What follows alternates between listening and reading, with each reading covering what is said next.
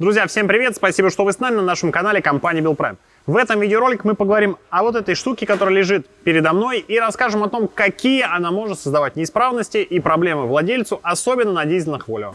Поэтому смотрите внимательно и до конца. Итак, у нас автомобиль Volvo XC90. Пробег на данном автомобиле 150 тысяч километров и двигатель дизельный. На этом автомобиле у клиента появилась следующая неисправность. При нажатии на педаль газа, особенно когда автомобиль находится под нагрузкой, то есть, например, вы пошли на обгон или просто какое-то есть напряжение, сопротивление движению автомобиля, из-под моторного отсека, вернее, из моторного отсека или в моторном отсеке раздается характерный неприятный звук, которого быть не должно. Такой похожий на свист, на писк, ну или вот что-то такое. При этом характер звука может изменяться в зависимости от степени прогрева автомобиля. Когда мы начали разбираться со звуком, то, конечно, стало понятно, как и на многих других автомобилях, звук исходит из задней части автомобиля, там, где у нас находится выпускной коллектор, выхлопная система и турбина.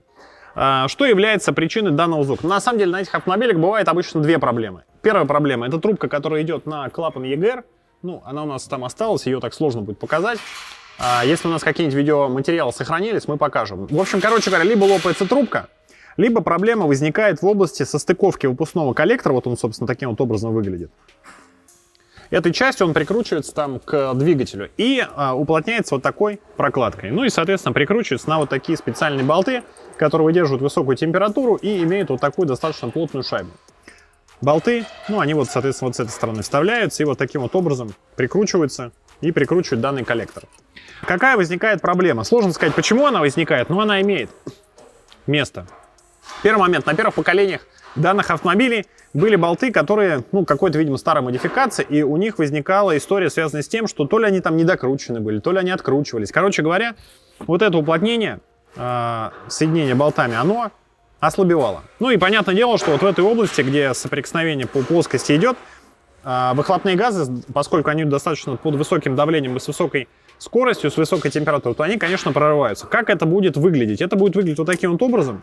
То есть вот здесь вот мы видим с вами очаг, ну, скажем так, задымления. Да? И этот дым, он, по сути дела, вылетает в моторный отсек и может даже попадать в салон. Почему он может попадать в салон? Потому что мы с вами видим, что относительно рядом, пускай здесь еще будет такое специальное жабо, так называемое, да, но тем не менее, все равно место, где воздух засасывается в салон, вон мы видим салонный фильтр, оно достаточно рядом. И все равно вот выхлопные газы могут засасываться в салон, и в салоне будет неприятный запах. Ну и понятное дело, что в целом система таким образом работать не должна. Все должно быть герметично и улетать в выхлопную трубу. Но этого не происходит и сопровождается достаточно неприятными звуками. Конечно, когда вы являетесь владельцем такого дорогого автомобиля, хочется, чтобы все было в нем правильно, и двигатель работал четко, никаких посторонних звуков не возникало. В общем, короче говоря, если у вас проблема возникает в трубке EGR, то тут два варианта: либо ее менять, либо попробовать восстановить герметичность, то есть обварить. У нас были опыты, в целом вроде пока все работает, все катается, все хорошо. Поскольку если будет желание ее заменить на новую, то, ну, тут могут сейчас быть накладки и со сроками, и со стоимостью, потому что запасные части сейчас достаточно сильно выросли.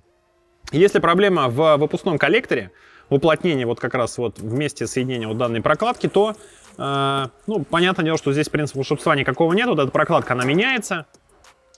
Нет, вот так она должна быть. Да, вот эта прокладка, она меняется. То есть видно же, да, что разница небольшая есть. Здесь она закопченная, а здесь она, ну, она многослойная, обжимная, и она предполагает, что устанавливается один раз. Потом меняются вот эти болты. Здесь уже, видимо, шайба нового образца. На некоторых болтах бывает, что вот эта шайба, она в 2 раза тоньше. Ну и, может быть, это опять же какой-то косячок, о котором шведы знают, и они вот решили, что болты должны быть новые. Соответственно, болты также меняются, то есть для того, чтобы вот этот коллектор, вернее, эту прокладку заменить и осмотреть в целом коллектор, то что вдруг что-то лопнуло или что-то еще, коллектор вынимается, это достаточно длительный процесс, не все тут удобно так прямо откручивается, поскольку зона высоких температур, болты, бывает, закисают, но и в целом находиться вот и там откручивать такое удовольствие ниже среднего. Обычно он целый день занимает, разобрать, собрать. Вот, меняются вот эти болты, ну и куча всяких разных одноразовых элементов, всякие колечки, прокладочки, уплотнения и так далее.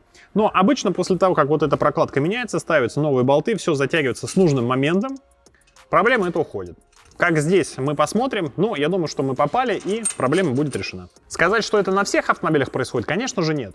Конечно же, нет, но проблема достаточно регулярна, особенно она проявляется вот на первых автомобилях, это где-то года до 18-го, и вот опять же к пробегам 150 и дальше. На более маленьких пробегах обычно не проявляется.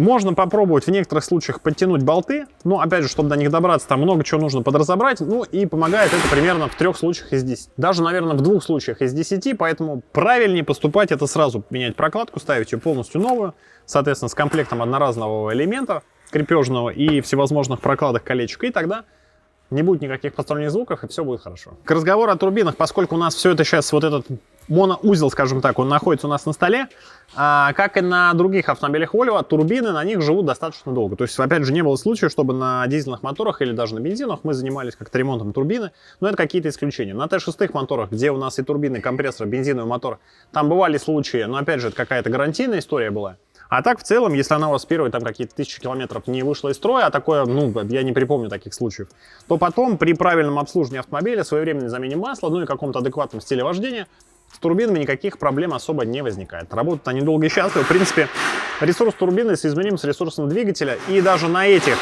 малолитражных, скажем так, двигателях, высоко форсированных, это примерно 300-400 тысяч километров. Друзья, напишите, пожалуйста, в комментариях, с какими посторонними звуками вы сталкивались на своих автомобилях. Были они из моторного отсека, были они из подвески, из колодок или что-то еще. Как вам удалось решить данную проблему, в чем она заключалась и сколько это стоило. Уверен, что ваши комментарии будут полезны не только нам, но и всей нашей огромной аудитории по всей стране, и не побоюсь этого слова, по всему миру. Поэтому будьте с нами, подписывайтесь на наш канал, и до новых встреч. Пока-пока.